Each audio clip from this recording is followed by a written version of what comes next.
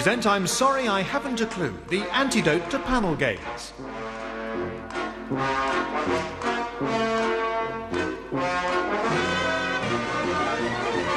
At the piano is Colin Sell and your chairman is Humphrey Lyttelton.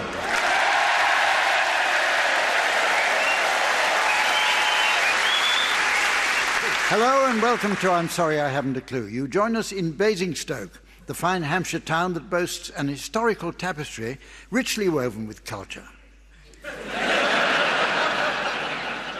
Pride of place in the town's museum goes to the skull of a 300,000-year-old male, discovered here in 1962. A primitive being with short legs and long arms, Basingstoke man is described by experts as genetically somewhere between ape and human. Sadly, they don't know anything about that old skull.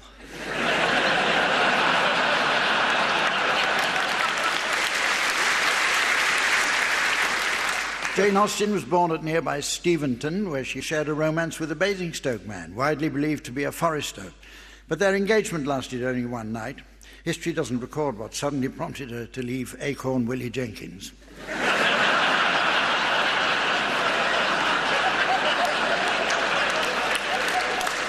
One of Basingstoke's most famous sons is Thomas Burberry, inventor of rainproof gabardine. He perfected his proofing method after noticing that an oily substance from wool made a shepherd's trousers water-resistant after prolonged contact with sheep.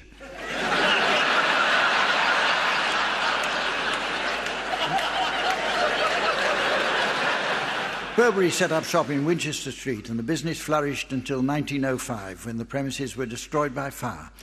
The fire brigade attended immediately, but they got soaked when all the water from their hoses bounced straight back. Luckily, the business was saved when townsfolk obliged by covering the merchandise with wet blankets. And to this day, Basingstoke holds an annual event in commemoration. So please welcome 4 honoured guests to the Basingstoke Wet Blanket Festival. On my left, Barry Cryer and Graham Garton.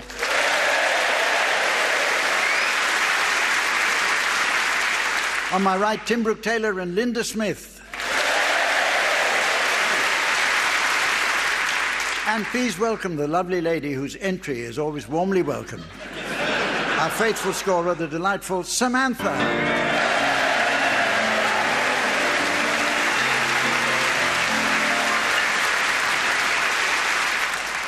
You won't have failed to notice that many organisations these days feel the need to encapsulate their mission statement in a simple motto or slogan. For example, back in 1997, the Labour Party brilliantly adopted the slogan, "Things can only get better," a notion they've made even more true today.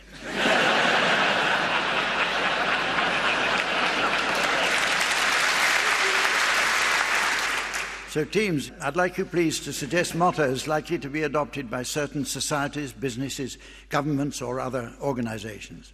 Barry, you can start. Allied Carpets, 50 years of closing down sales.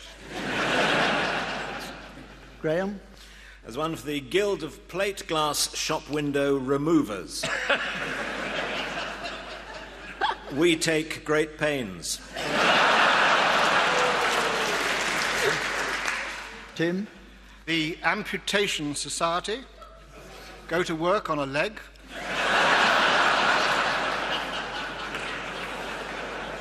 Linda? It's the motto of the Association of Norfolk Bakers. 200 years in bread.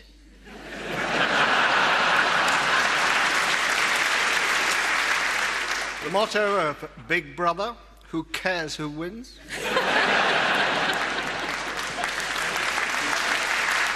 The Kamikaze Club, we missed.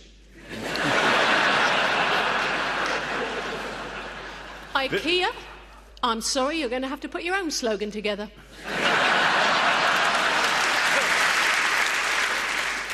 As a local one I noticed, Basingstoke, gateway to Reading.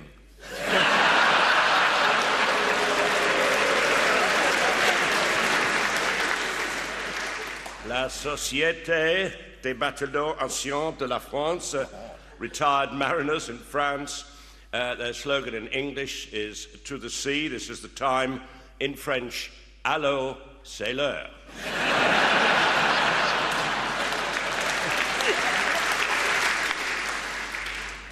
the Society of Mime Artists.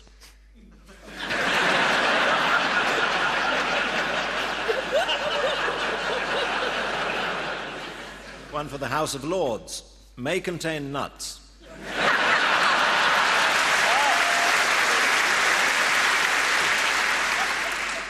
British Telecom, putting you on hold.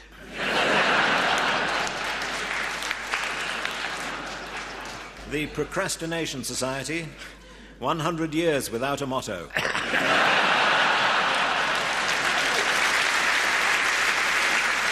OK, the teams are going to sing for us now in the round called One Song to the Tune of Another.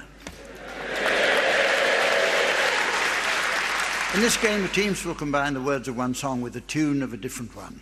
Musical accompaniment will be provided by Colin Sell, who's rightly famous for his piano arrangements, although he can get you tickets for most other ferry operators.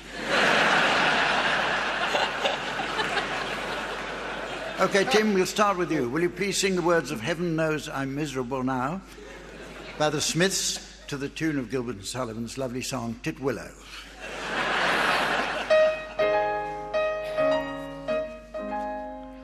I was happy in the haze of a drunken hour, but heaven knows I'm miserable now. I was looking for a job, and then I found a job, and heaven knows I'm miserable now. In my life, why do I give valuable time to people who don't care if I live or die? Two lovers entwined pass me by, and heaven knows I'm miserable now.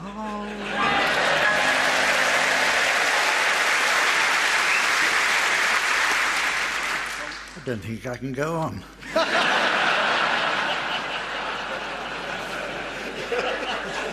It's you now, Linda. Would you please sing the words of Psycho Killer by the Talking Heads to the tune of Rennie and Renato's hit Save Your Love?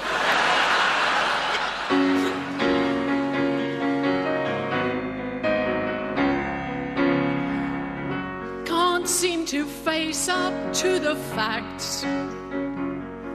I'm tense and nervous and I can't relax. I can't sleep 'cause my bed's on fire. Don't touch me, I'm a real live wire. Psycho killer, qu'est-ce que c'est? Far, far. Far, far, far, far, far, far, far, far better. Run, run, run, run, run, run, run away. Psycho killer, qu'est-ce que c'est? Far, far, far, far, far, far, far, far, far, far better. Run, run, run, run away. You start a conversation, you can't even finish it. You're talking a lot, but you're not saying anything. When I have nothing to say, my lips are sealed. Say nothing once, why say it again? Psycho killer, qu'est-ce que c'est?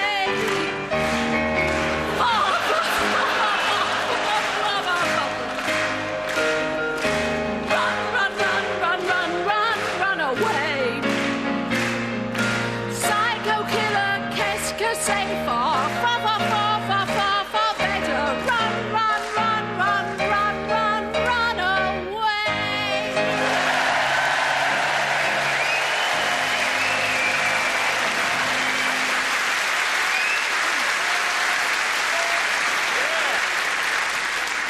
That's And the very winner- kind, but as a singer, I'm no Jeremy Hardy. And finally, Graham, would you please sing the words of Lady Marmalade to the tune of Who Do You Think You Are Kidding, Mr. Hitler?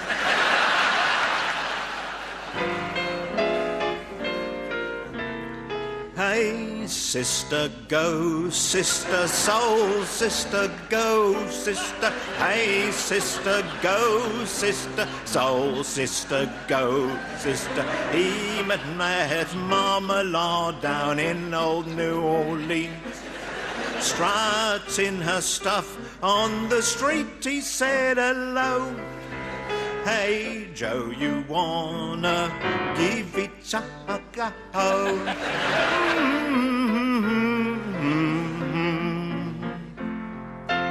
Itchy, gitchy, ya, ya, da, da, itchy, gitchy, ya, ya, here, mocha, chocolate, ya, ya, Rio lady, marmalade, voulez-vous coucher avec moi ce soir? Voulez-vous coucher avec moi?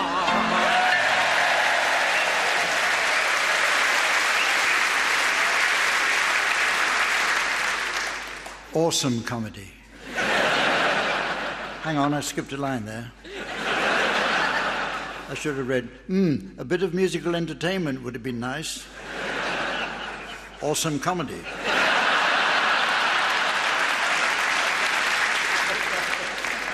The next game is all about boasting, which is why it's called Swankers. You know, if you're going to boast, it's best not to get caught out. Remember how Jonathan Aitken was caught swanking with his simple sword of truth and his trusty shield of fair play? Well, he was later proved in court to be one of the most useless swankers ever.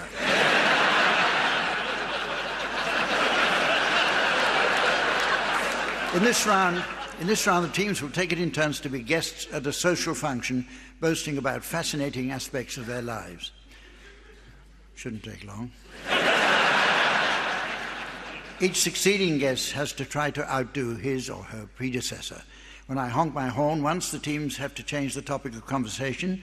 If I honk twice, it's the end of the round. If I honk 3 times, it means my escape tunnel's been discovered. Off you go, Tim.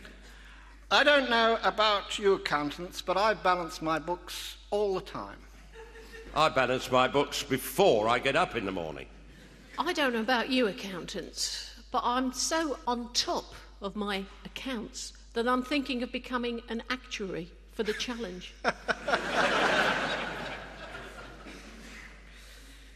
Well, I don't know about you. I don't bother with the accounts. I have a little criminal to do those for me.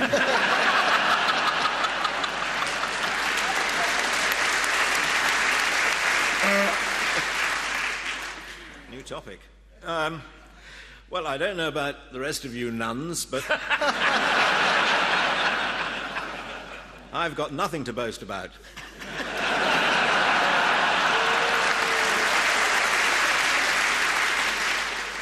I would say something, but I'm part of a silent order. I've just been voted noisiest nun in the convent. I just voted you noisiest nun in the convent. We're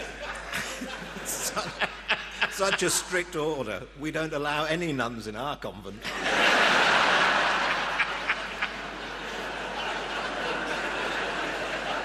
Well, when I got married to Christ... Lovely photographs. We had 500 mushroom vol-au-vents. We had 2,000 mushroom vol-au-vents, and we weren't allowed to eat a single one. We have an interesting new round now. With a game called Whose Dustbin? I've specially commissioned a team of researchers to take the dustbins from outside the homes of certain celebrities or organisations. The object of the game is to identify the bin's owner by careful examination of its contents. Actually, our own Tim Brooke-Taylor may be at something of an advantage here, as he spent some time working for Reading Council as a dustman, researching his next role as a dustman for Reading Council. OK, Tim and Linda, the first celebrity dustbin I've procured is for you to rummage through, and the identity of its mystery owner is now being displayed to our theatre audience via the laser display screen. Here is the mystery voice for listeners at home. Julie Andrews.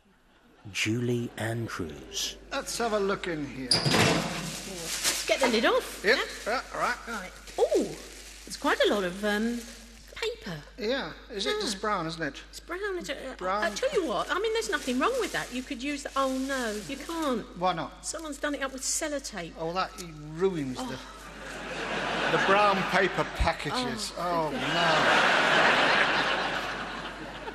Oh, there's an ointment here. It's for, what's that? For dog bites and bee stings. Oh. Yeah. Oh, look, it's a little kitten with no whiskers. Oh, look no, at it. Stop. What kind of sick person? It's got no sense of direction. It's veering about all over the place. It's got no spatial awareness whatsoever. Humph, whose dustbin could this possibly be? Sorry, put the top on. Barry and Graham. I think it's her, isn't it? It's We can't. Julie Time's up. Walters. Sorry. Andrews? Julie Andrews. Must be. OK, your turn to rummage now, Barry and Graham. Audience, here's the owner's identity going up on the laser display board. Listeners at home, here's the mystery voice. Saddam Hussein. Saddam Hussein. Right. Approaching the dustbin. Here we go. Take the lid off, Gray. Found him.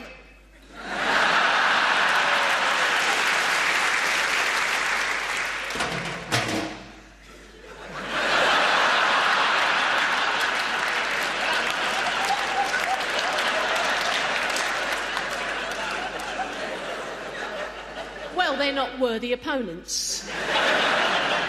Found him, was it? Found him or found it? It was him. There was nothing else in the bin. Just him. There wasn't room for anything else. Certainly found nothing else in the bin. Nothing.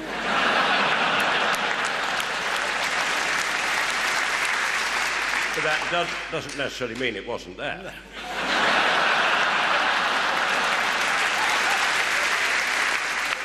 It must be so much fun if you know the answer. Somebody a lot of people were looking for. Oh, hello, Bin Laden. Close. You're very warm. I noticed earlier. Would Iraq help? Yeah. Would it be Saddam?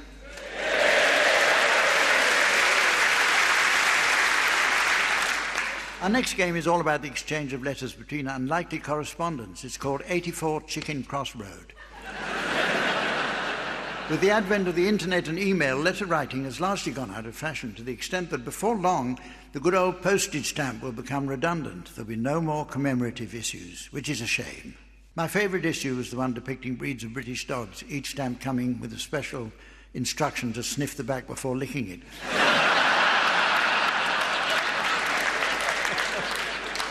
In this round, each team will take it in turns to improvise the letters of two famous historical figures who corresponded with one another in a series of letters. Tim and Linda will start by composing a letter from Queen Victoria to John Brown, and then Barry and Graham will come up with the reply and so on. However, the challenge is that the letters must be constructed by each panellist, alternating one word at a time. When I honk my horn once... Oh, God, we go back to this horn now. When I honk my horn once, the letter writers should immediately sign off and the other team begin to reply. A double honk will indicate the end of the correspondence. Oh, the temptation.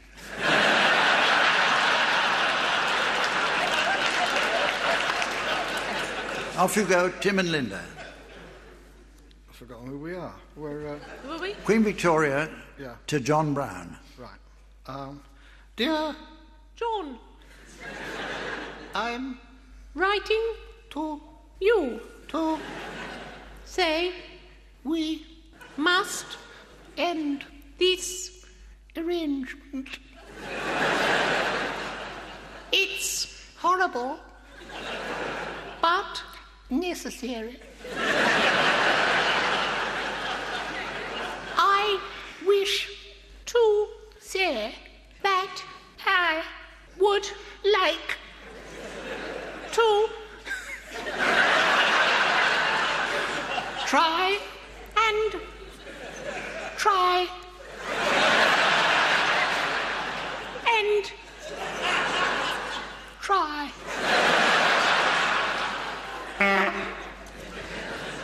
You've got to come up with the answer. They're not going to sign off. With best wishes, Vicky. Now you can come up with the answer. Who starts? Barry and Graham.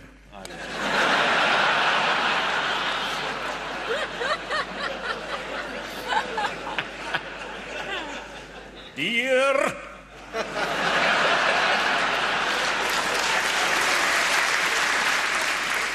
Madge. What were you thinking of when you wrote that letter to me? Eh?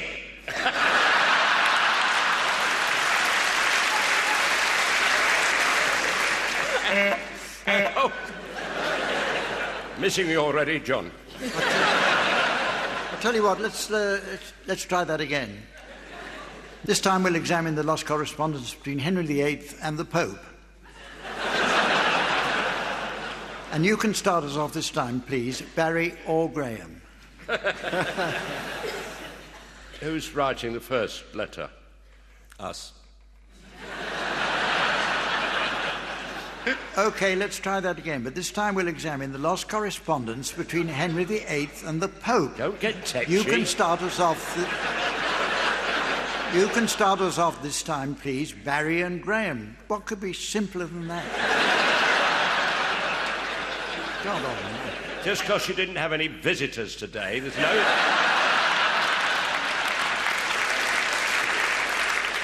Not our fault. And who are we? We'll be Henry VIII, shall we? Right. Sake of it, we'll be Henry VIII, yes. Dear Pope. I Hope that you will forgive me writing to you in this, fashion, but I sincerely hope that you are ready for some action.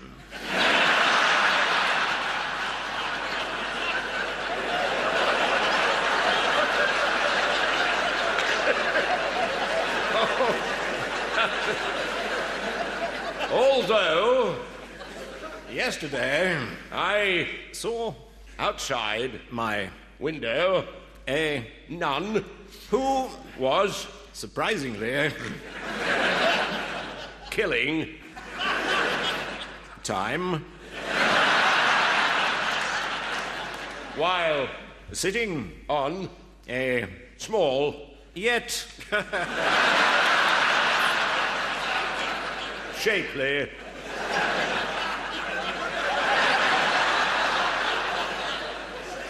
donkey. and Imagine my surprise when my current wife came bustling in and cried, loudly "What on earth is that donkey doing in the previous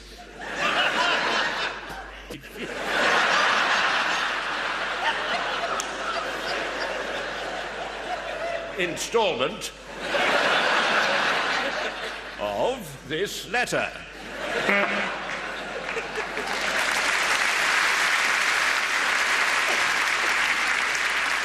Your pal Henry. Tim and Linda, go on. Dear Henry. V. V. 1 1. 1.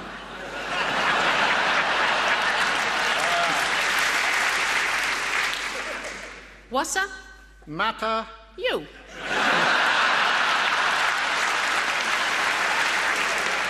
why You. looker So. sad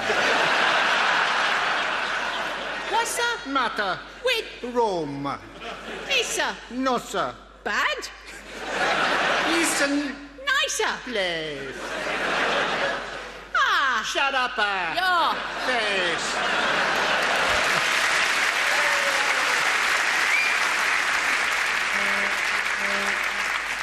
Well, I notice it's very nearly the end of the show, but it's just time to squeeze in a round of Daily Mail songbook.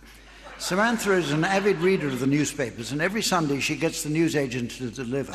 She says he likes to come in and place the Times open on the breakfast bar and observe us spread out on the kitchen table.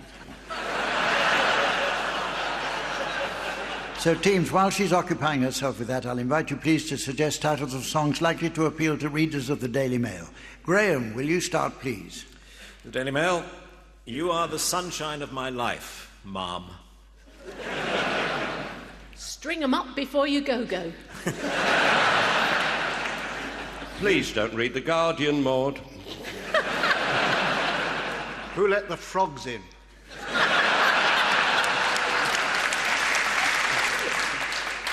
Or, hold it, Foxband Gallop, what a picture. Hanging on the telephone is too good for them, frankly. You're the one that I want, Mom. Sherry, Sherry, baby, why don't you stay out of sight?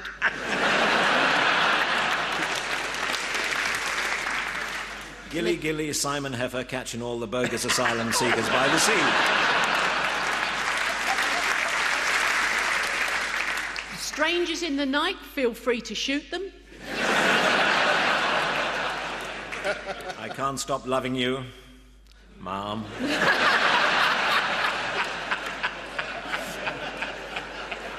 Then there's, of course, that lovely Dusty Springfield number, wishing and hanging and flogging and tagging. And the old Helen Shapiro number, Walk-in Bath to Happiness. Do-a, diddy, diddy-dum, diddy-do, Mom.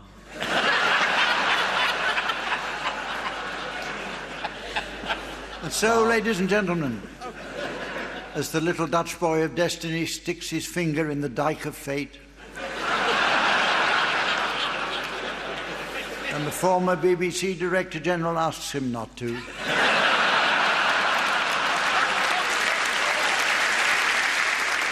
I notice it's the end of the show. So from the team, Samantha, myself, and the good folk of Basingstoke, it's goodbye. Barry Cryer, Graham Garden, Tim Brooke-Taylor and Linda Smith were being given silly things to do by Humphrey Lyttelton, with Colin Sell setting some of them to music. The programme consultant was Ian Pattinson and the producer was John Naismith.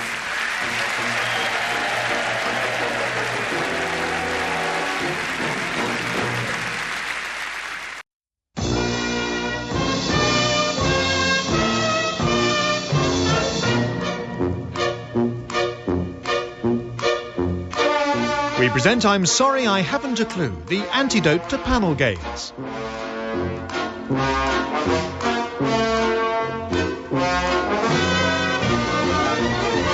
At the piano is Colin Sell and your chairman is Humphrey Lyttelton.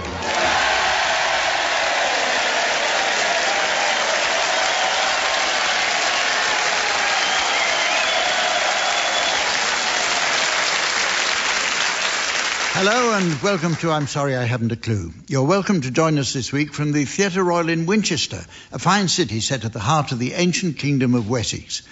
It was the Romans who established a town here on the site of a small British settlement and called it Venter Belgarum. The Latin word venter simply meant home, while the word Belgarum indicated a base of rocky hills or tors, hence the literal translation, home-based stores.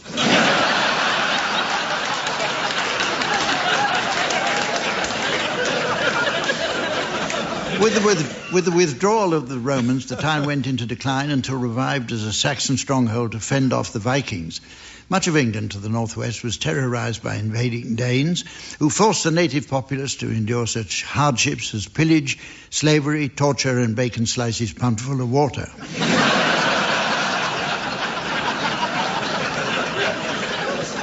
With the building of the cathedral, the city became a venue for royal weddings. In 1002, Emma, the daughter of the Duke of Normandy, came here to marry Ethelred the Unready, who used the occasion to launch his unsuccessful range of torch batteries.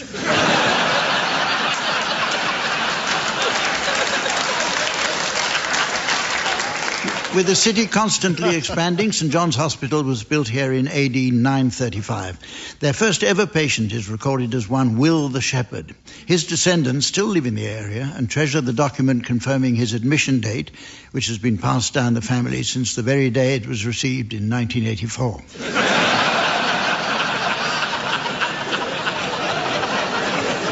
St John's is believed to be the oldest medieval hospital in Britain. The NHS recently began a modernisation programme to bring all their others up to this standard.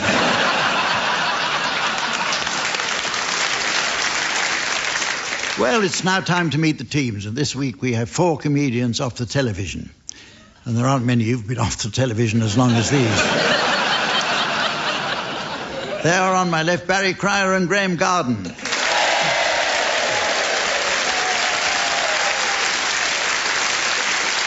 And on my right, Tim Brooke-Taylor and Sandy Toksvig.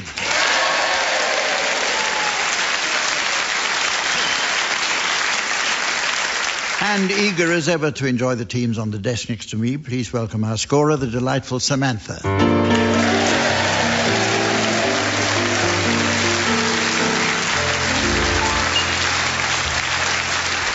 Okay, we kick off with a round that's all about sequels to famous movies. The sequel is a well-known device designed to build upon the qualities of an established formula. And this was even tried with a once popular Wiley show called I'm Sorry, I'll Read That Again. I can't begin to list all the truly great qualities of the sequel. And believe me, I've tried. Rarely does the second version live up to the standard set by the original, so teams, I'd like you please to reverse the trend by suggesting titles of more exciting and expensive versions of the originals. Barry, you can start. Death of a Sales Force. Graham? 2 Flew Over the Cuckoo's Nest. Tim?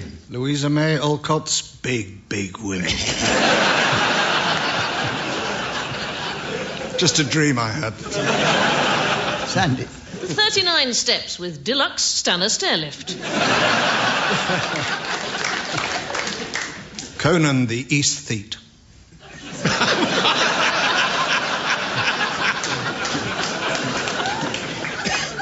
Chitty Chitty Bang and Olufsen. Watership down and then back up again. Very dramatic one, Call Me Saddam. Reference to Call Me Madam. It's the best that's ever gone. Bring me the whole of Alfredo.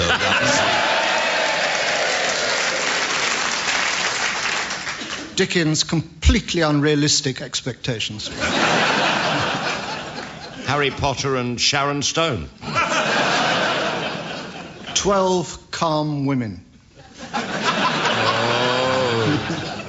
A whole sixpence. That's sweet. Conan the Governor.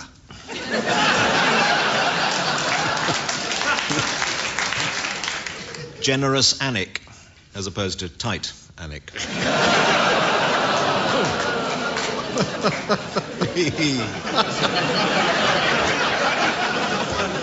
Gorillas in the Mist, with slight occlusion from the west, but brightening later.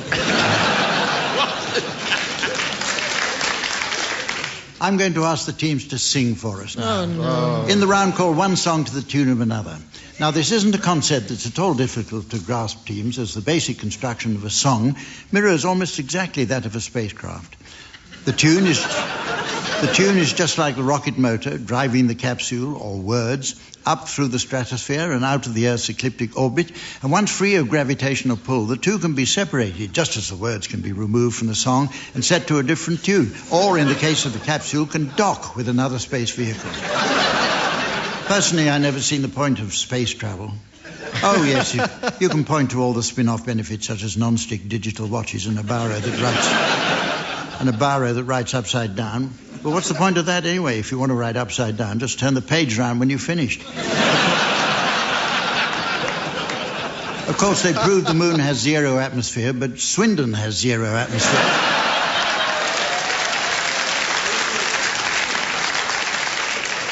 And we don't all spend millions of dollars going there to see for ourselves. Now, teams, I sense that you think I've missed something here.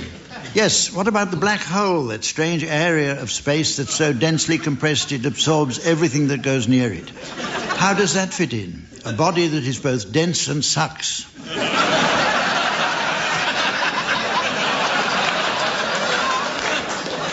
At the piano, we have Colin Sell.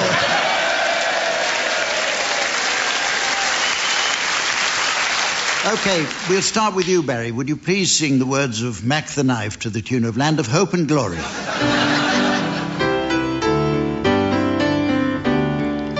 Oh, the shark has pretty teeth, dear, and he shows them pearly white. Just a jackknife as Macheath, dear, and he keeps it out of sight. When the shark bites with his teeth, dear, scarlet billows start to spread. Fancy gloves wears Macheath, dear, so there's not a trace of red. On the sidewalk Sunday morning lies our body oozing high. Someone sneaking round the corner.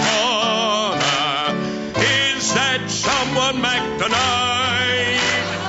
From a tumble by the river, a cement-backed rolling down.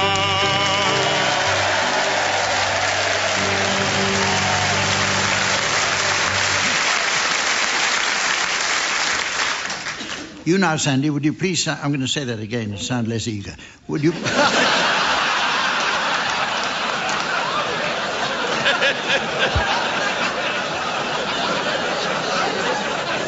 Would you please sing the words of Anarchy in the UK to the tune of Bring Me Sunshine?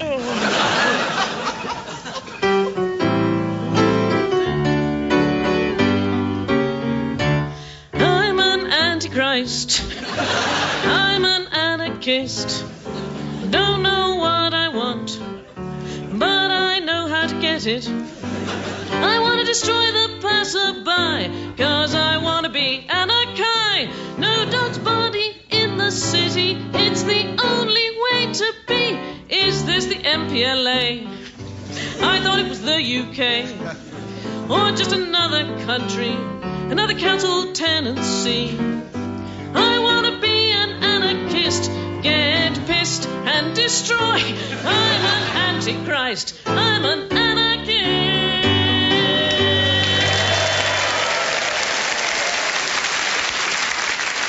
Your turn, Tim, and I want you to sing the words of the Red Flag to the tune of Mr. Sandman.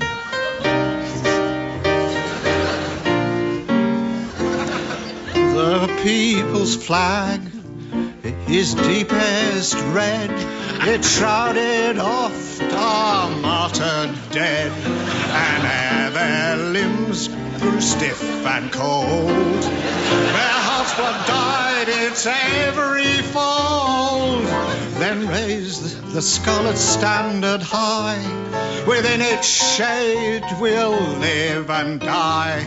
Though cowards flinch and traitors sneer, we'll keep the red flag flying here, brother.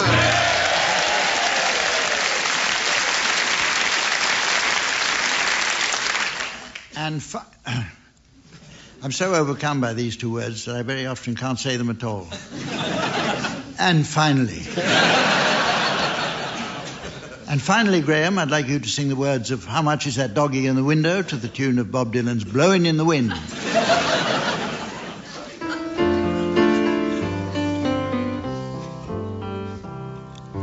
How much is that doggy in the window? Woof, woof, the one with the waggly tail.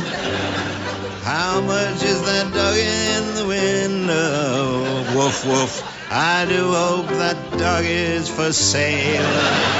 I don't want a bunny or a kitty. I don't want a parrot that talks. I don't want a bowl of little fishes. You can take a goldfish for a walk.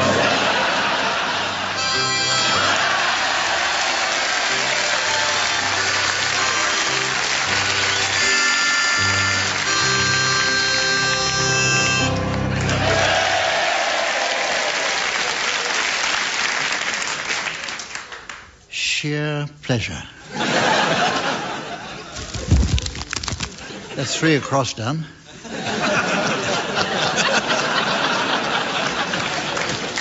We move on now to a game called Play Your Chords Right.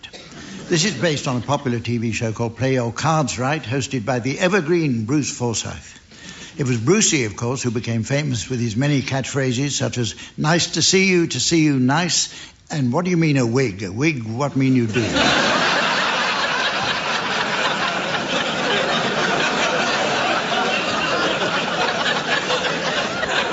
Now, in Play Your Chords Right, Colin Sell will play the first note of a certain piece of classical music, and the team's task will be to judge whether the next note is higher or lower.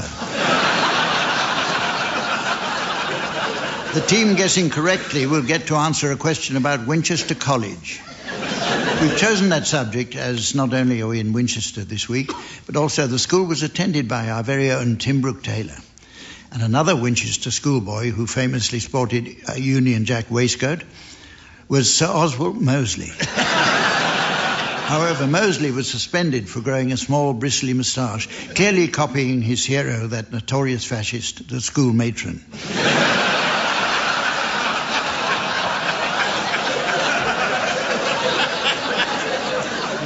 Okay, I'll now ask Colin to announce the piece of music whose note structure you'll be guessing, teams.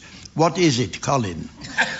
It's the Kusswalzer, Opus 400, by Johann Strauss II. Not again. Okay, will you please play the first note of this piece for us now, Colin? Yes, Hum. Okay, we'll start with you, Barry and Graham. Is the next note higher or lower than the first? Higher. Higher. Higher. Higher.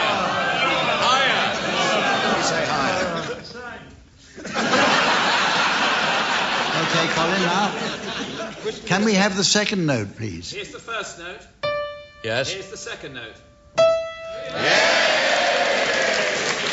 Yes. Okay, the first question. Under what circumstances might one Winchester schoolboy remark to another, that spree sweater is lobbing because I've jockeyed his suction?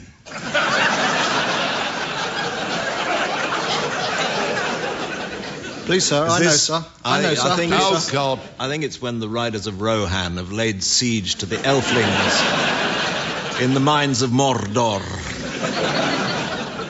No? No. No. Swatty Brooke Taylor's putting his hand up. Sorry, Sandy. Well,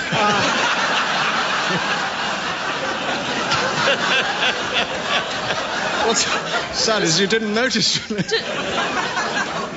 people still carry smelling salts? Can we have a go, please? Yes. Well, I think Spree was cheeky. Sweater, man in sweat, so he's a fag. He's lobbing, he's crying, because I've stolen, which is jocking his sweets. Is that right? It is pretty well, yes. Confiscated is the word here. That cheeky fag is crying because I've confiscated his sweets. I don't know what your parents paid for that school, but it was worth every penny.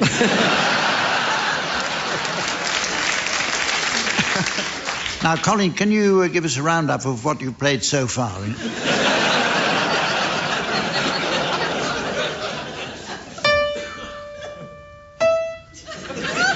Tim and Sandy, I want you to now guess whether the next note is higher or lower. What do you think? Lower. It's lower. Lower, Hump. Colin, lower or higher? This is the sequence so far.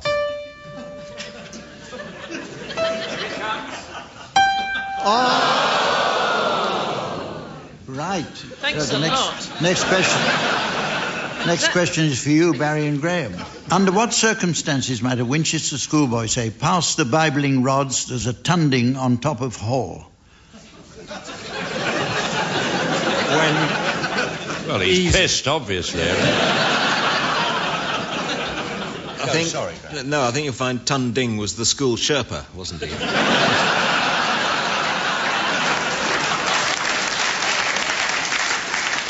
And they'd use the Bibling rods to get him down.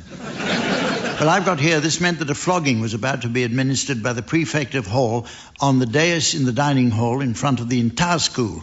A tunding could be from 12 to 50 strokes administered with Bibling rods, beech-handled rods comprising 4 apple twigs, each 5 feet in length. Gosh, it's gone soft since I was there.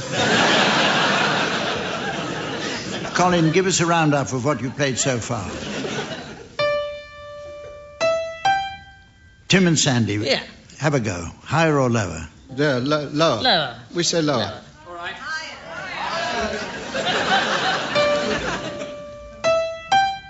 Here it is. Yeah.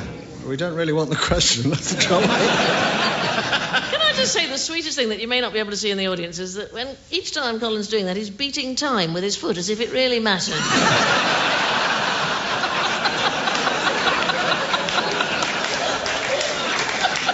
OK, Tim and Sandy, what's the answer? What's the question? What was the question? I seem to remember is that note higher or lower? And we got that one right. We've done that bit. Yeah. It was lower. It was lower, and now you give us a question. And then you have a nice cup of tea. Next question coming up, Tim and Sandy. How might sporting an erection in the chamber afford a Winchester boy a little more privacy? Anybody got the answer to that? Anybody? Sandy. Well, it would keep the other boys at least 7 inches further away. Absolutely right. Thank you very much. According to the Book of Winchester slang, to sport an erection meant to place a light bookshelf on the outside edge of one's slab, thus partly shutting off oneself from the rest of the chamber. What a load of codswallop. Now... So what did you say at Eton, then? I can't remember. Good night, nuts. I was only there for one afternoon.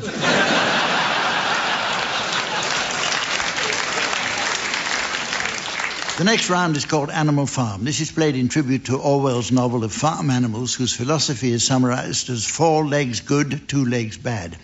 It's a phrase which might prove a useful work ethic for whoever it was who packed my new self-assembly B&Q kitchen table.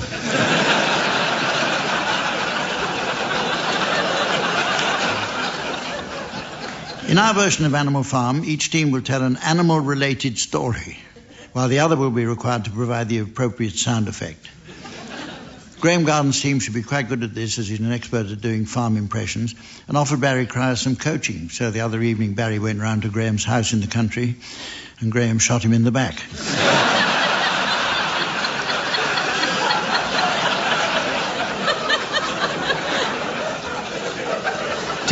Teams should keep telling their stories until they hear this.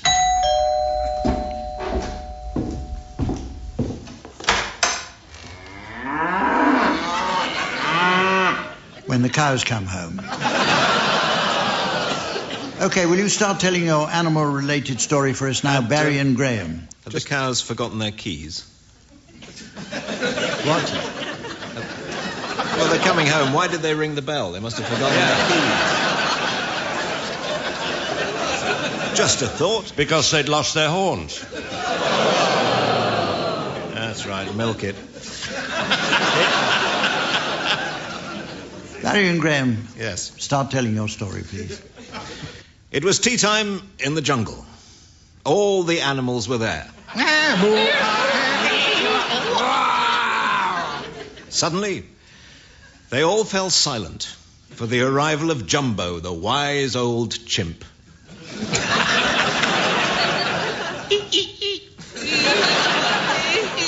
Is that right? That's Barry beautiful. and Graham? Yes, perfect. You passed that, did you? Immaculate. Yeah. No complaints there. Yeah. Go on, then. It was the hyena who broke the silence. They laugh.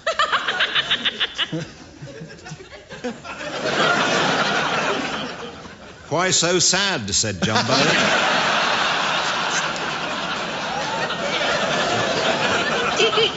Before he could answer, there came the eerie howl of the unicorn. Oh! You've never heard one, be honest. The frogs flew into a panic.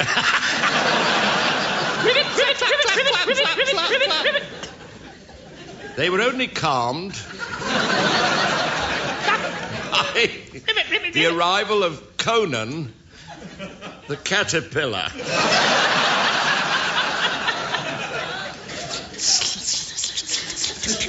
Now calm down.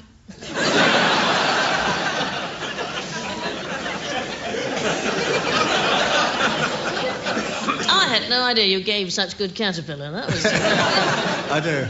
By now the party was in full swing. The leopard danced with the wasp. Get away from me. Sound like turning into Gollum. I spotted you the moment I came in.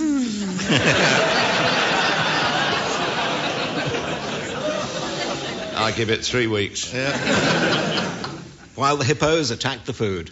Charge! The end.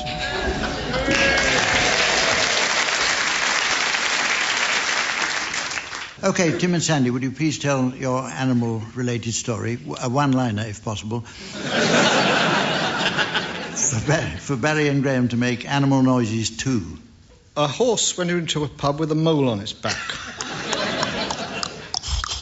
You be wanting a drink, said the landlord, beavering away behind the bar. You didn't do the bee, by the way. You be. Mr. B. Yeah. You be. What'll it be, my lord? Mallard. What'll it be? Quack. Would you like a glass of red, dear? What do deer do? They bark, don't they? They clash antlers. Yeah. I haven't heard them. Oh.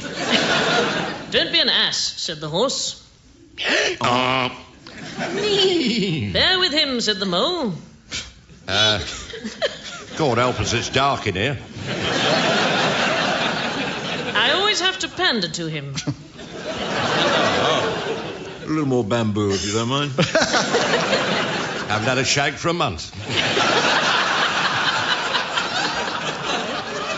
Have you got monkey nuts? Asked the horse. No, it's just the way I'm sitting, he said.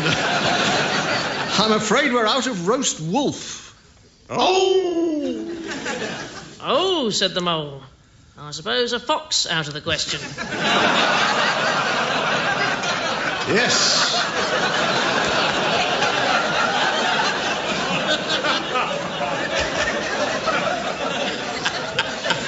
Yes, it's out of the question. Oh, bullocks.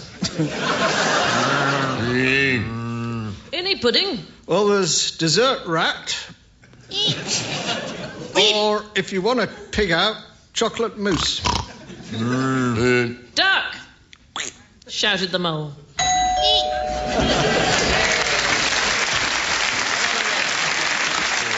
OK.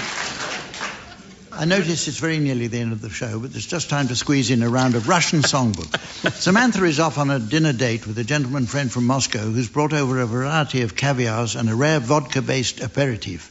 She says he's going to offer her delicious food in his hotel room and then lick her out on the balcony.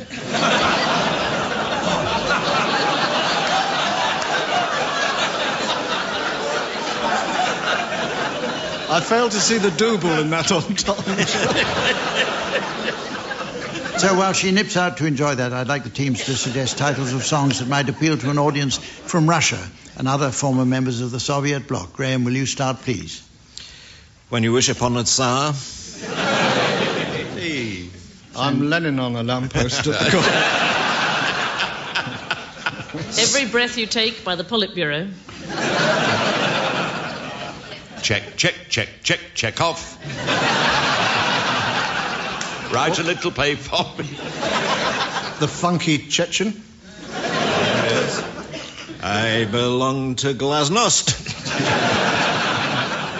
Crimea River. I'm Catherine the Great, I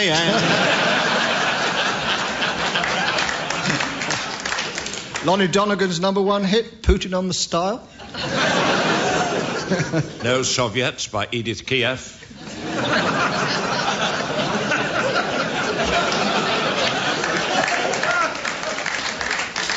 Ruble, don't take your love to town. Tashkent, Wallop, what a picture.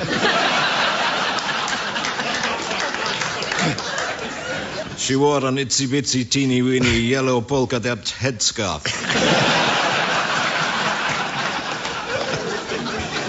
The teddy bear's Sputnik. You're sure of a big surprise.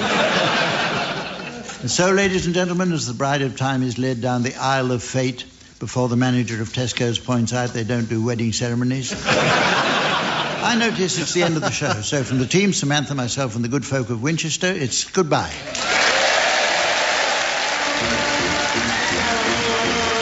Barry Cryer, Graham Garden, Sandy Toksvig and Tim Brooke Taylor were being given silly things to do by Humphrey Lyttelton, with Colin Sell setting some of them to music.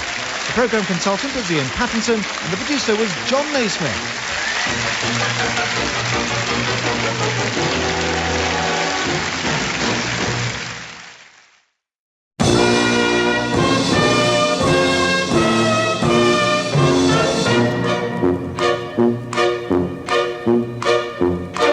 We present I'm Sorry I Haven't a Clue, the antidote to panel gags.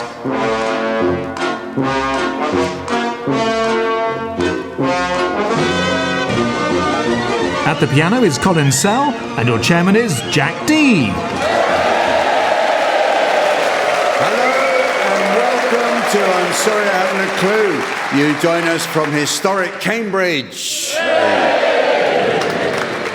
Part of Queen's College, Cambridge's famous mathematical bridge is widely regarded as an architectural feat, as it uses exclusively straight pieces of timber to create an elegant arch. There's a long-standing belief that no screws were used in the making of the mathematical bridge, but that's nothing more than a local legend. The only thing that's genuinely not screwed in Queen's College are the mathematicians.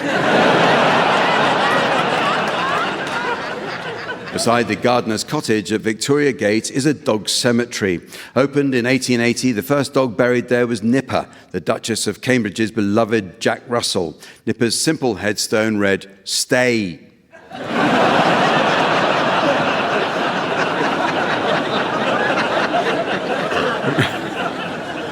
East of Cambridge is the village of Isleham, whose late vicar, the Reverend Christopher Goodwins, famously translated the Bible into limericks. Of the Ten Commandments, he wrote, "Give honour to mum and to dad, and don't murder folk, 'cause that's bad. Adultery is wrong, so is stealing along with saying your neighbour's a cad." Which is a definite improvement on his attempt to retell the story of Genesis. In Eden, first man Adam frolics with Eve in an orchard bucolic. But when God makes it chilly, Adam covers his willy with one leaf and two more for his bollocks.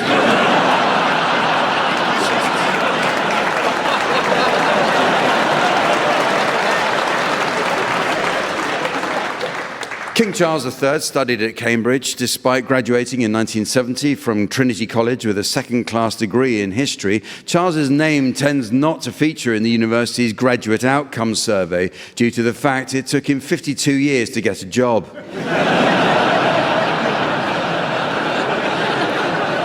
We are tonight coming to you from Cambridge's Corn Exchange. And talking of exchanging corn, let's meet the teams. On my left, please welcome Miles Jupp and Lucy Porter. And on my right, Tony Hawkes and Henning Vane.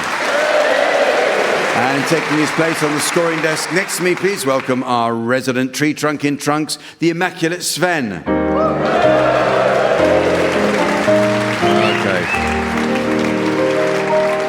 Okay, we start this week with some new additions to the Uxbridge English Dictionary.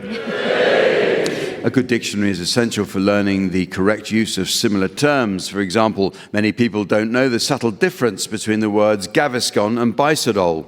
Well, Gaviscon refers to a medicine which neutralizes excess stomach acid, whereas Bisodol refers to an unsuccessful shopping trip.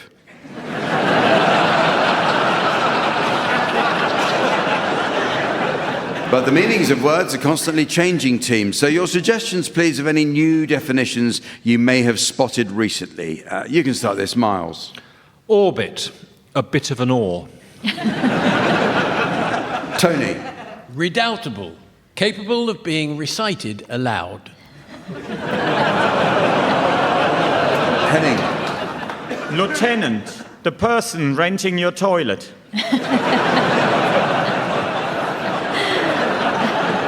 And Lucy. Fallacy, a bit like a penis.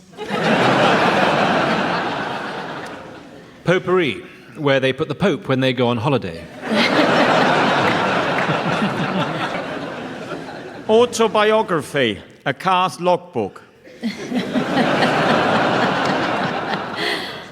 Disgruntled, a pig with laryngitis.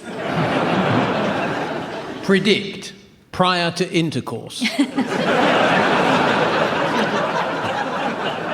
Omnium, radioactive Buddhist. Screwdriver, prison officer's chauffeur. Saucy, upside-down seesaw.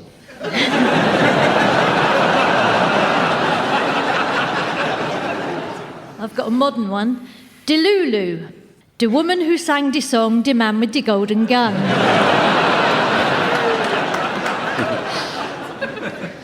Trimming, a sexual practice in Yorkshire.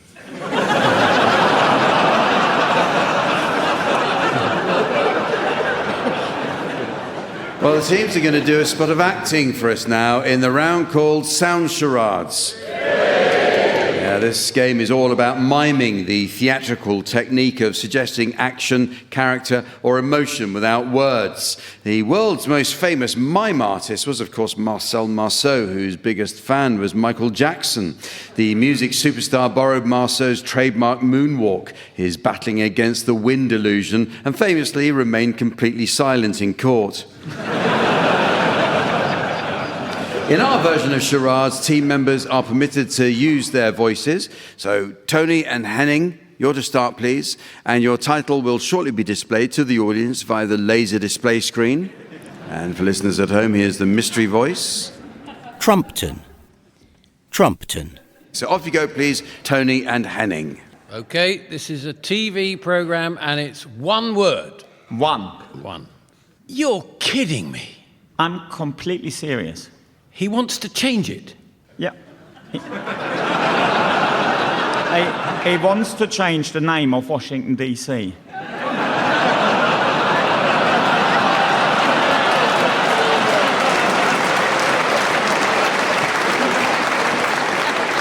The president wants to change the name of Washington? That is what he wants. Well, what the hell does he want to change the name to?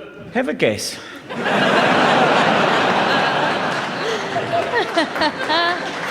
I think Lucy Porter, speedy as ever, has got it while I've been floundering. I think it's Trumpton.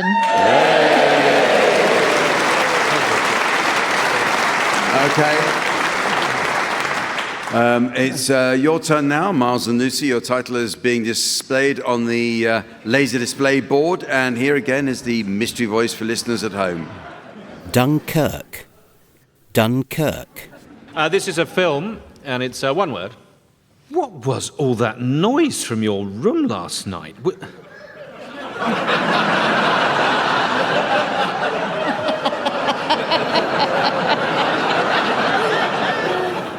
you doing someone? Since you asked, yes, I was doing someone, but you won't see him. He's gone back to his ship. What ship? The Starship Enterprise. Well, you can tick him off the list. I'm sure it's a lovely portrait. That's it, is it? Doing is part of it, is it? Doing? But doing somebody who's a character on the... Dunkirk?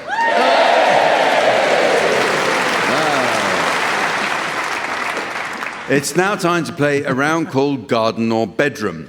First aired in 1947, Radio 4's Gardener's Question Time is a hardy perennial of broadcasting. Though not a gardener myself, I still find the show highly informative. Only the other day I heard Bob Flowerdew telling listeners that the best thing to put on your rhubarb is horse manure, when, like a fool, I've just been adding custard.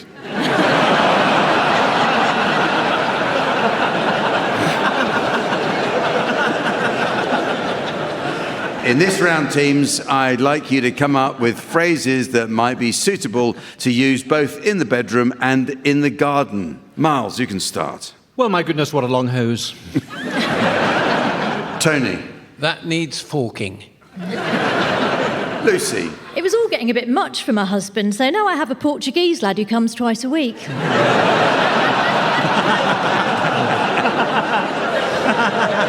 Henning. Oh no, they're all dead.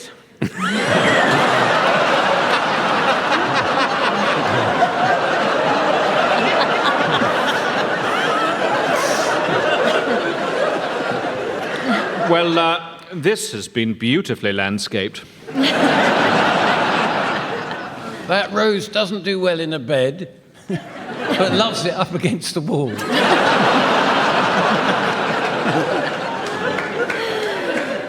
I'm just going to snip off the end with a pair of secateurs. I'd like to try something I've seen Alan Titmarsh do. Well, I've opened the back door for the gardener. I have a special cushion for when I'm down on my knees. It's nice and dark in here, so you can start to force your rhubarb. Oh dear, the bed is drenched. See if you can find the clematis.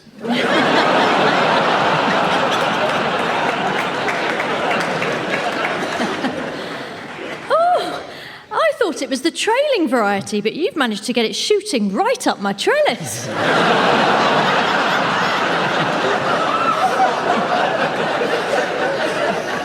Let's try again in the spring. Yes, it's a tough job, but it's a lot easier with gloves on. I think if we cut back this bush, the man next door will be very, very grateful. I think it's about time to prick out my pussy willow. Where are all of these ants coming from? Do you think these plums are good enough for the Harvest Festival?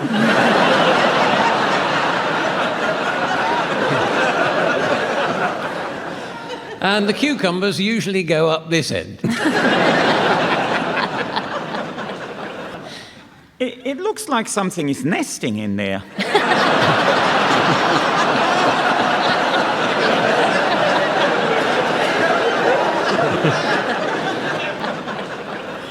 Well, it's now time to play the game called Mornington Crescent. But first, I notice our postman bent double under the weight of a letter. It comes from a Mrs. Trellis of North Wales. She writes, "Dear Sylvester Stallone, so sorry to read about your marital problems. I gather your first was Rocky, and the next was Rocky 2. In sympathy, Mrs. Trellis."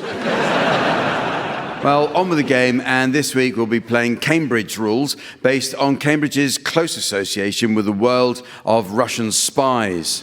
Stovald's primary rules will apply, doubles will be inverted, and movement beyond the third perimeter will be considered oblique. However, in this version, stations on the Moscow Metro may be included. But remember, teams, any player invoking a metro station must precede it with a secret password. So, nothing could be simpler. Off we go. And Tony, you can start. Belsize Park. Belsize Park. Lucy? Turnpike Lane. Turnpike Lane. Yes. Henning? Rayners Lane. Yes. Henning. Yes. Rayners Lane. And Miles? Condiment Krasnozolskaya. Sorry, that's the wrong password. You have 3 more attempts. Bistro? No, it's not. It's not Bistro. Deerstalker? No. Samovar? It's correct. Correct. Krasnozolskaya? Yes, that's fine. Yes. Okay, you said doubles will be inverted, is that right? Yes. So I can go Pimlico? We can't go to Pimlico because that would be taking a vector across. Oh, yeah. I made a fool of myself. Yeah. Victoria works, though, doesn't it? Victoria is okay. Yeah, yes, yeah. you can have Victoria. Chalfont and Latimer. Chalfont Latimer works, yes, yes. Canning Town? Canning Town? Yeah. Not after Chalfont and Latimer, no. Yeah, no, beginner's mistake. We play different rules in Germany. Yeah. You certainly do.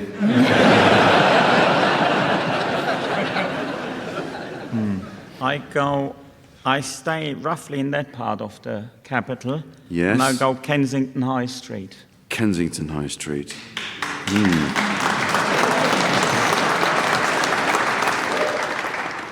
Harleyford Road.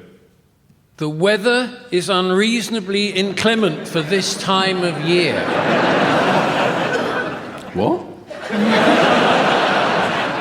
Sorry. I'll go Green Park. Green Park, yes. Clockwork. Is the correct password. Nice. But now, Filiovsky Park. Is correct. Yeah, thank you. Good.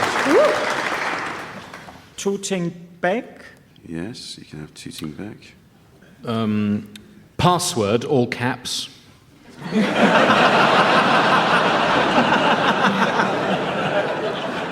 No, you have to have a special character in it. Oh, sorry, yes, password, all caps, exclamation, and the O in word is actually a 0. Yes, correct, yes. Kievskaya. Yes. Thank you. Thank you. Piccadilly. Piccadilly? Gunnersbury? Gunnersbury is acceptable. Dagenham East. Yep, that's okay. Okay. Cock Fosters. Mm-hmm. I mean, as a password. It actually is a password. What was your station? Novoslobodska. Correct. Mornington Crescent!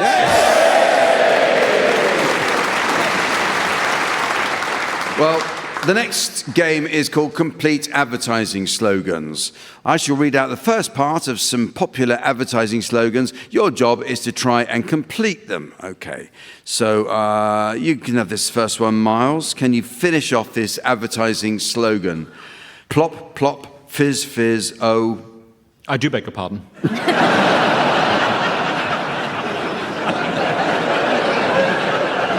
It was, what a relief it is, Alka-Seltzer.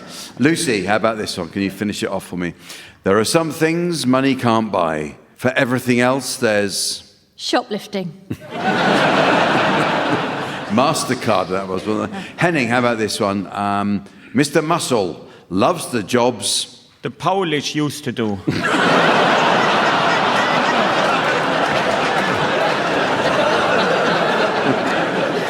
Loves the jobs you hate. And finally, Tony, how about this one? Lip smacking, thirst quenching, ace tasting, motivating, good buzzing, cool talking, high walking, fast living, ever giving, cool fizzing. And Jones Solicitors. Obviously, that was Pepsi. Miles, British Gas. Don't you just love being in? Continent. In control. How about this, Lucy? You too can have a body like... The one I've got under the patio. Like mine, a Charles Atlas advert. Henning, how about this one? Don't say gravy, say... Vegane Bratensoße.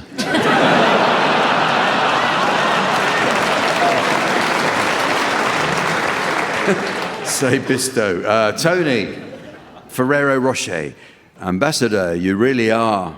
A slimy, treacherous bastard.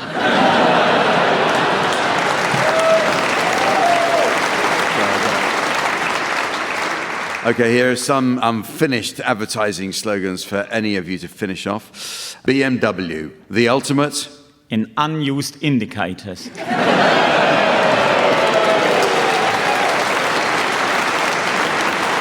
ultimate driving machine. And at 60 miles an hour, the loudest noise in the new Rolls-Royce comes from... The old racist chuntering away in the back.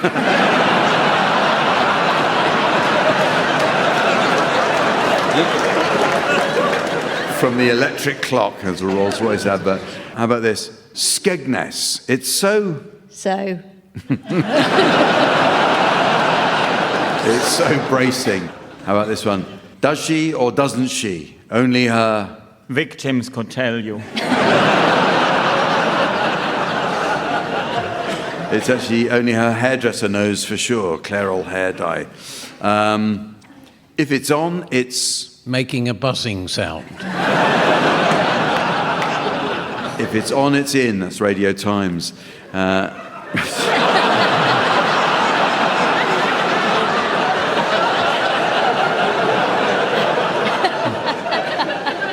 I didn't come here to get smut from the audience. How about this one? See the face you love light up with... The menopause. Terry's all gold. How about this? Churchill, surprisingly passionate about... Not giving India back.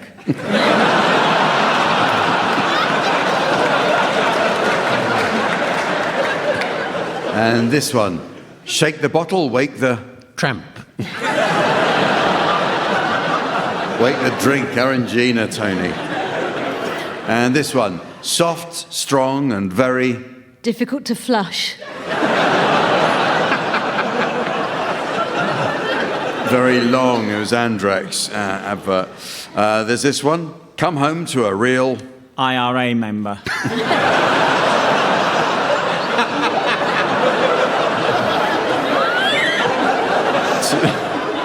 to a real fire, British Gas. And finally, cup hands. Here comes... About 2 weeks' worth.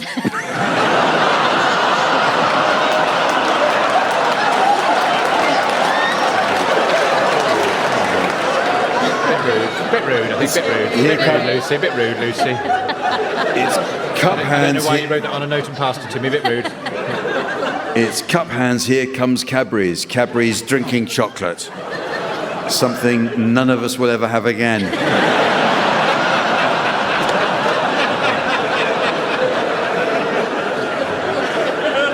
Well, it's time for some music now in the round called Swanee Kazoo. This is where the teams duet to combine the ethereal sigh of the Swanee whistle with the honking huff of the kazoo. According to linguists, the word kazoo is first recorded in the oral traditions of Native American Indians, which speak of a shamanic figure named Blowing Wind, who would intone for hours on a primitive kazoo to conjure the spirits of his dead ancestors for the tribal elder, Chief Fingers in Ears. And providing piano accompaniment, we have Colin Sell. Incidentally, Colin was telling us how he spent the best part of his career with 10cc before the pizza restaurant relented and bought him a more powerful moped.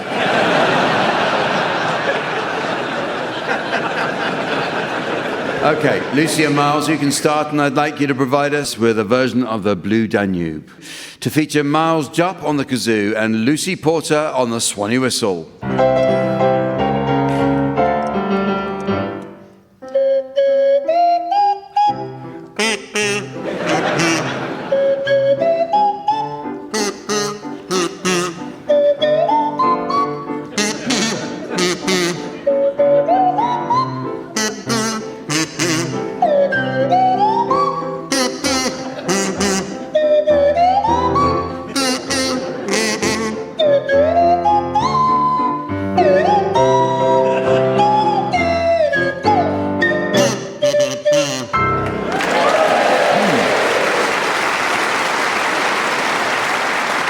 Okay, you now, Tony and Henning, I'd like you to provide us with a rendition of Always Look on the Bright Side of Life to feature Henning Vane on the kazoo and Tony Hawks on the Swanee whistle.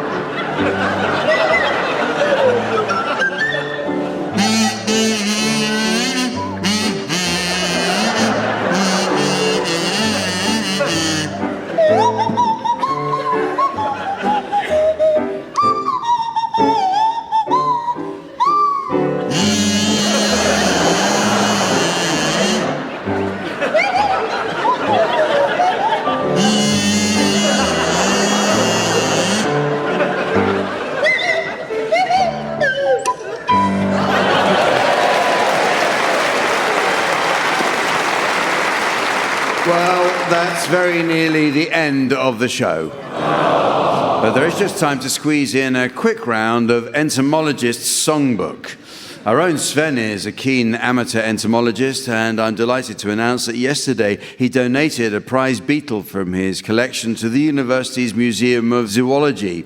He says he spent a thoroughly enjoyable afternoon in a storeroom watching the gentleman curator carefully mount his magnificent longhorn.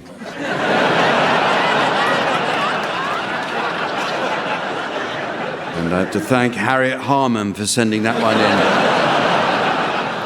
Anyway, teams, in this round, I'd like you please to suggest titles of songs likely to prove popular with insect enthusiasts. You can start this one, please. Lucy. Gimme, gimme, gimme a mantis after midnight.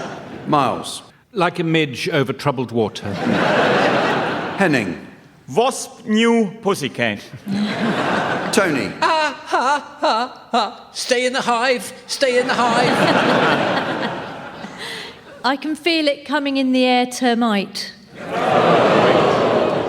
Please release me. Let me go. It's the eye of the spider. I believe in miracles. Since you came along, you tetsy thing.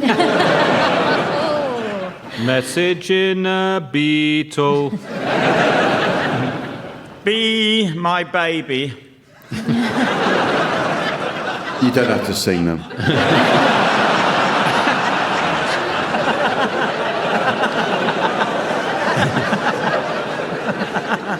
Weevil, rock you. The dung ones. Darling, we're the dung ones. Here we go, here we go, here we go. Please, Navidad. God save the Queen. Mites in white satin. Oh, Annie, I'm not your daddy longlegs. I like big bugs and I cannot lie. Swarm, what is it good for? Then I saw her face, now I'm a beekeeper. Shiny, happy people. Beetle rubbish.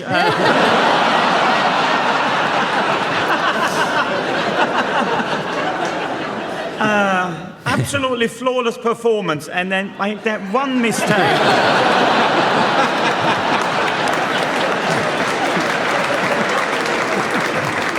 And so, ladies and gentlemen, as the toxic turds of time drift lazily down the cam of contamination after escaping the Anglian water overflow of eternity, while the local council of incompetence passes yet another meaningless motion into the waste pipe of posterity, I notice it's the end of the show. So from the teams, Sven, myself, and our audience here in Cambridge, it's goodbye. Goodbye. Miles Jock, Lucy Porter, Henning Vane and Tony Hawks were being given silly things to do by Jack Dee, with Colin Sell setting some of them to music. The programme was devised by Graham Garden, the script consultants were Fraser Steele and Stephen Dick, and the producer was John Naismith.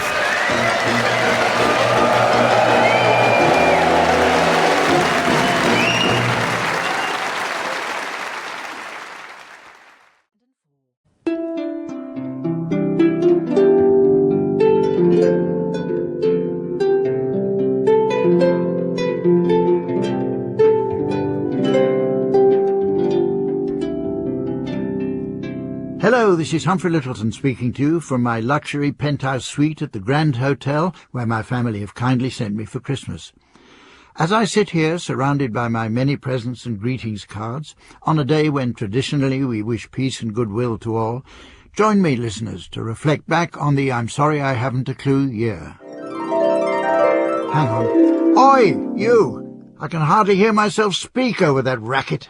Get out and take that contraption with you.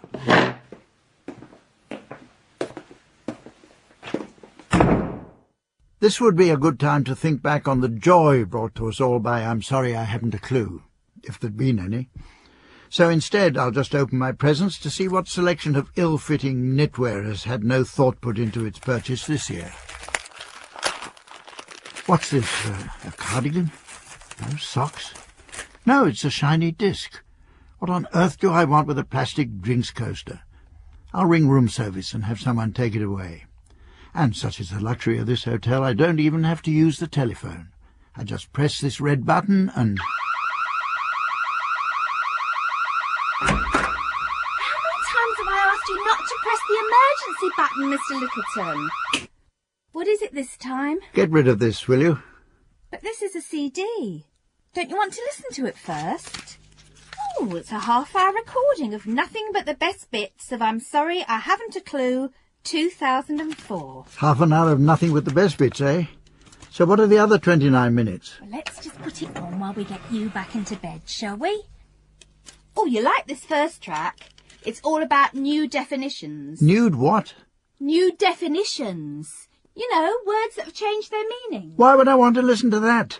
Words don't change their meaning much, do they? Well, some do, but then some don't. Like grumpy and old git, for instance. I'd like the teams to share any words they may have spotted recently that have acquired new meanings. Tony, would you care to start, please? Crescendo. Termination of childcare.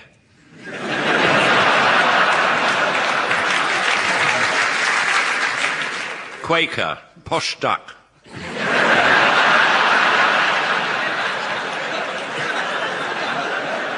Mogadon. My cat's a professor.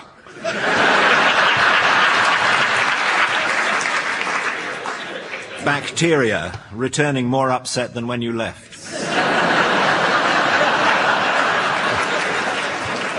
Pandemonium, a musical instrument that won't breed in captivity.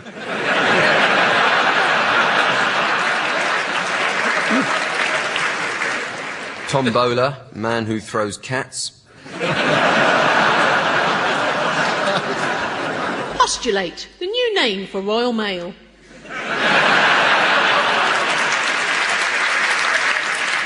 Tapas.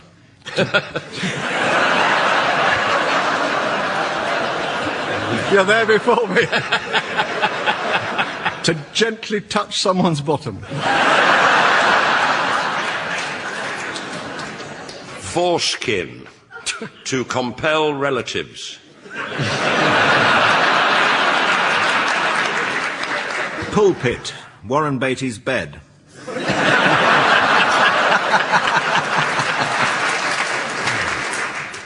Renegade, a device for blowing up anagram enthusiasts.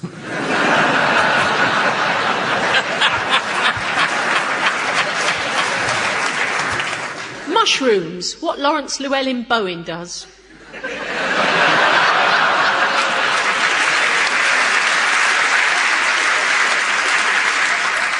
Sewage, legal work.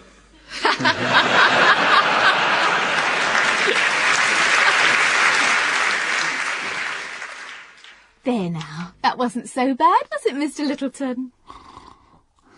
Mr. Lyttelton? What? Who? Where? What? Oh, it's you again. Is it time for my vintage champagne already? Yes, your vintage champagne. To be taken 3 times a day with meals on this plastic spoon. Well, I hope it's been chilled properly. And while you're savouring the heady aroma and cheeky aftertaste of that, let's see what track 2 is, shall we? Oh, it's the round called Swankers, featuring your pals from the show. Why is it called that, I wonder? 'Cause they're a bunch of hopeless swankers. OK, we'll start with you, Tim. You're at a dinner party and you're just about to initiate a topic of conversation which allows you to boast about something. The rest of you take turns to outdo Tim's boast until I honk when the next panellist has to initiate a brand new topic of conversation and start the boasting all over again. Off you go, Tim. I've got this wonderful new mobile phone. You know, it takes moving pictures, colour pictures, wonderful. Moving pictures, I've got one that you get the smell of the person you're talking to, the aftershave, the perfume and everything. Comes through. Yeah, I've got this hands-free one where you don't even have to have hands at all. Yes, it's very good, that one. But mine's very handy because you dial a number and it actually brings the person to you. It's funny you should say that, because I've got one that sends them away very, very quickly. I've got 2 of those. I've got a phone that actually plugs into my house.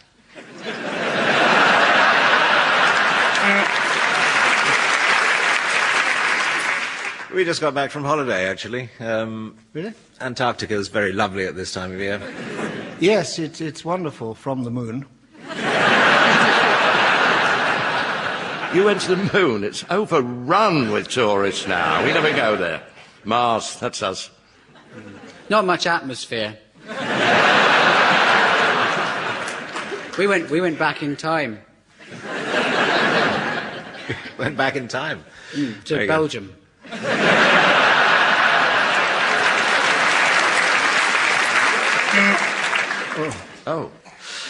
The children grow up so fast these days, don't they? My 3-year-old's got a degree. Only 1 degree? My 3-year-old is my 2-year-old's tutor. I just had my sperm frozen. Of course, I had to buy the special trousers.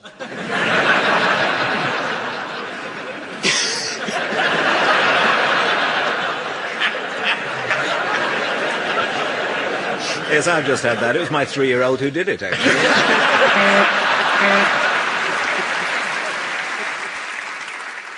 That was excellent, wasn't it? Excellent doesn't come close to describing it. Look, you've got lots of cards. Why don't you open some? Why bother? They all say the same thing every year. Every time it's Christmas, it's Merry Christmas. Every time it's a birthday, it's Happy Birthday. Every time a baby's born, it's Dear Mr. Blunkett. Not all greeting cards are the same, though. Have a listen to this. In this round, the teams will attempt to guess the endings to some lines taken from genuine greetings cards.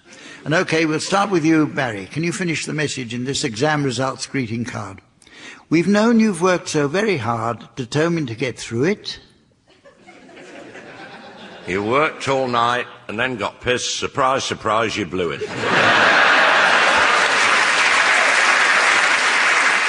The genuine answer to that is, and now you've made us very proud. We knew that you could do it. Tim, try to finish off this well done in your job interview card, please. Magnificent, marvellous, wonderful, brill, talented, gifted, consummate skill. Shrewd, adroit, crafty, clever and porous. These are all words from Roger's Thesaurus. The answer is outstanding, fantastic, A1, excel. And that's just a sender. You're great as well. Piffle.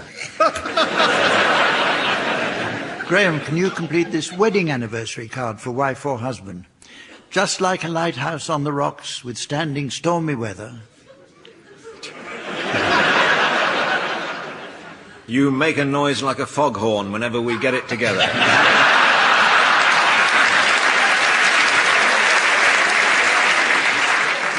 It's really, your love has shone throughout the years, stronger now than ever. Yeah. Tony, can you complete this happy 16th birthday card? 16 years have come and gone, and now your birthday's here. And now you can do legally what you've been doing all bloody year.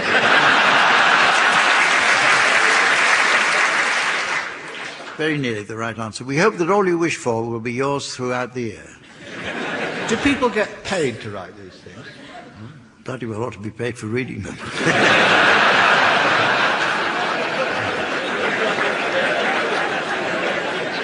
Barry, I've a message and a sympathy card for you to finish off, please. Sometimes words are inadequate, our feelings to express. But just look at it this way. At meal times, it's one less.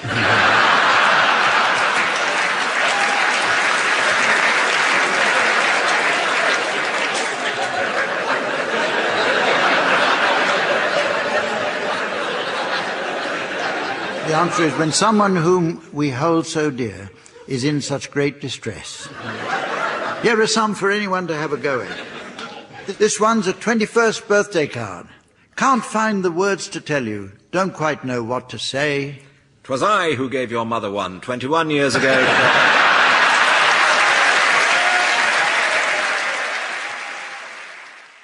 Has it finished yet? Yes, it's finished. You can take the pillows off your head now. Who are those people? They're called comedians. Did they get the invasion plans out of whoever they were torturing? Well, they don't just talk, you know. They sing as well. Would you like to hear that? Only if you got Amnesty's number. OK, Barry, we'll start with you. Would you please sing the words of Going to the Zoo to the tune of You'll Never Walk Alone?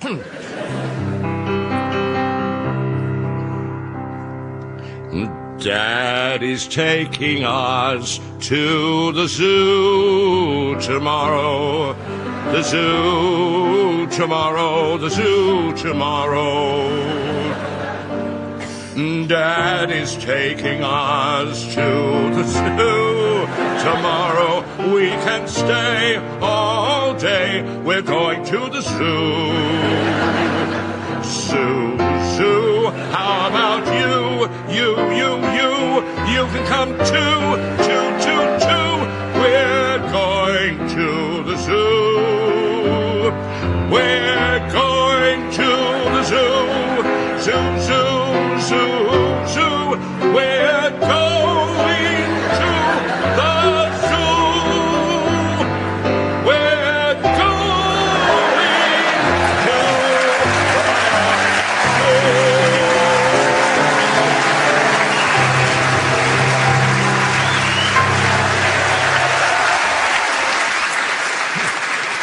Right, you now, Graham, I'd like you to sing the words of the Eensy Weensy Spider to the tune of the chorus of the Hebrew slaves from Verdi's Nabucco. The Eensy Weensy Spider crawled up the water spout. Down came the rain and washed the spider out. Out came the sun and dried up all the rain. And the Eensy Weensy Spider crawled up the spout again. Eensy Weensy Spider crawled up the water spout.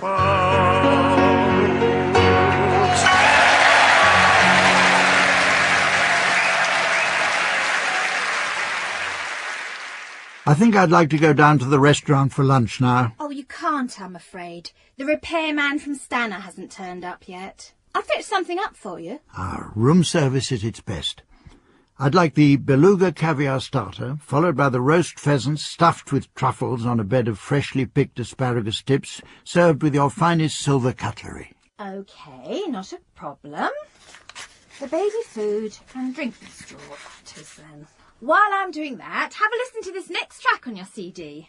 A spot of intellectual stimulation should work up an appetite. In the next round, the teams will be tested on quotations from Oscar Wilde. Always a controversial figure, in the 1890s, Wilde was prosecuted by the courts and as a punishment for his homosexuality was sent to prison. Can the Victorians really have been that naive?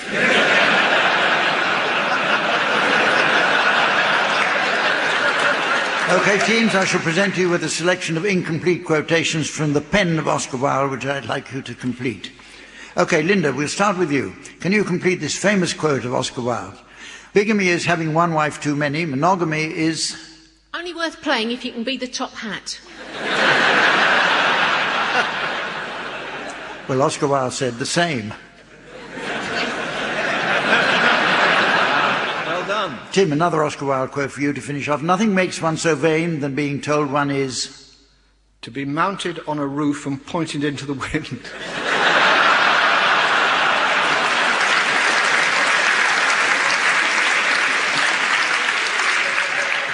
Should be a sinner, of course. Graham, can you complete this quotation? The optimist sees the donut, the pessimist sees the... sees the knife-wielding maniac in the back of the cake shop.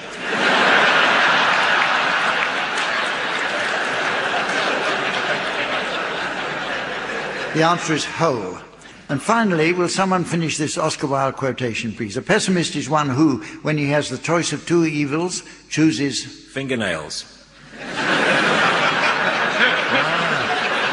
Chooses fingernails. Chooses.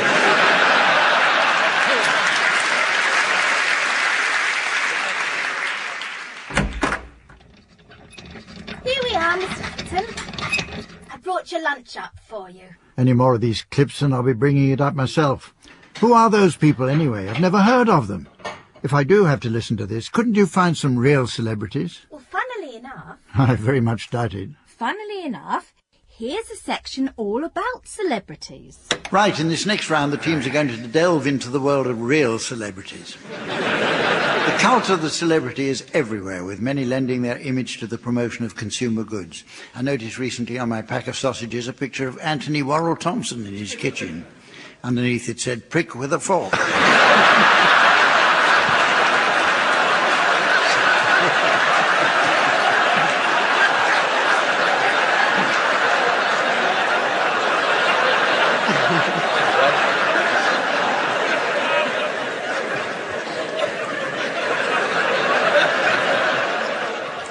Seems a little harsh. Teams, I brought along a selection of genuine magazine articles describing the daily routines of well-known personalities. However, certain key words or phrases have been removed. Your task is to guess what the original wording might have been. Tim and Jack, for you I've got the words of Jeffrey Archer. Can you guess the missing sections in this piece? I'm a 6 o'clock waker, less of an owl, more of a... tit.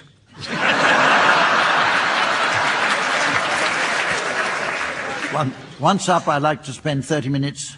apologising to Mary. Thinking. I like to be at my desk at 9:30 when I'm writing a... long word. book.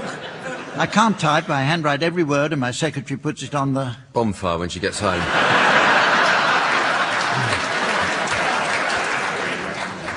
Running is my other passion. I ran for Britain between 1963 and 1966 and recorded a personal best for the 100 yards of... 82 yards.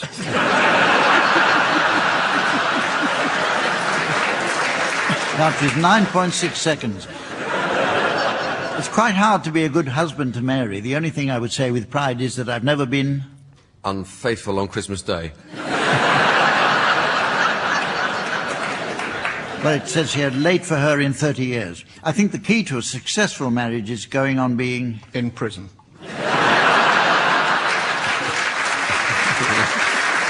interested in each other. To Mary, I'm a good husband because she's so independent. I don't think I'd be a good husband to someone who was... expecting a good husband.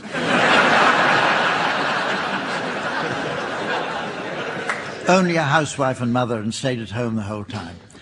Mary's by far the better judge of character than me. I'm terribly trusting. Whenever I've made a mistake in life, she always said... see you on visiting day.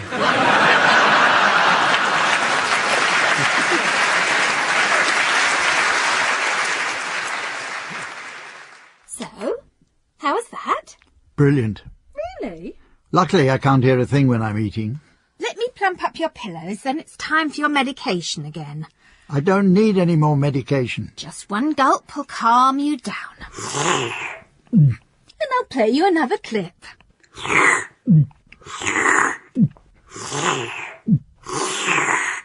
That's the whole tray gone. Anyway, we always play games on Christmas Day. And here's one that should keep you amused. Right, with all to play for, it's now time to play the game called Mornington Crescent.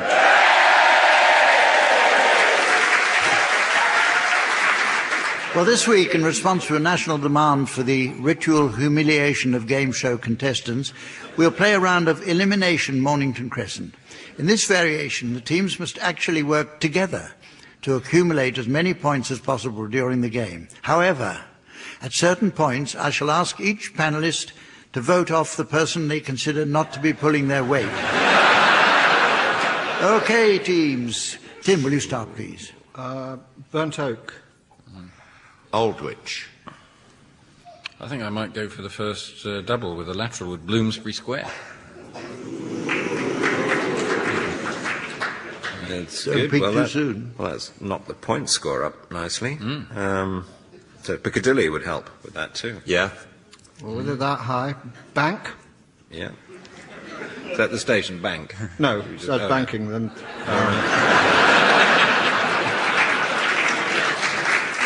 Right, teams, I'm going to stop you now, and I'd like you to vote for who you think is holding you back.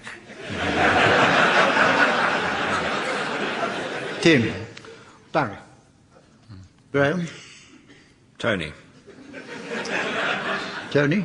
I have to say, and I know this is going to be unpopular, but Barry has got to go, I'm afraid.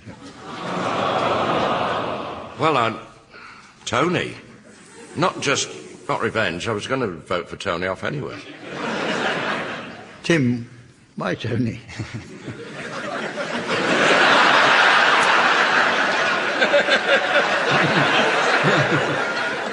Well, Anne, I actually voted for Barry. I'll do the jokes. Let us know when.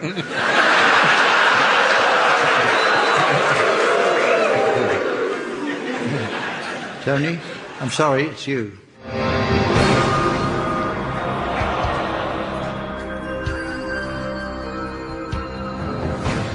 Well, I'm very disappointed to go. I thought I was going well, particularly with Bloomsbury Square, which got us double points. I was let down by Anne, really, who decided I should go even though it was a 2-all draw. Carry on without Tony now. Graham. Right, to be sensible, Oxford Street. Lower Regent Street. Fenchurch Street. No. Charing Cross. That wasn't exactly on the tip of your tongue, was it? Well, there's nothing in the rules about it being on the tip of your tongue, is there? Have you had a facelift, Anne?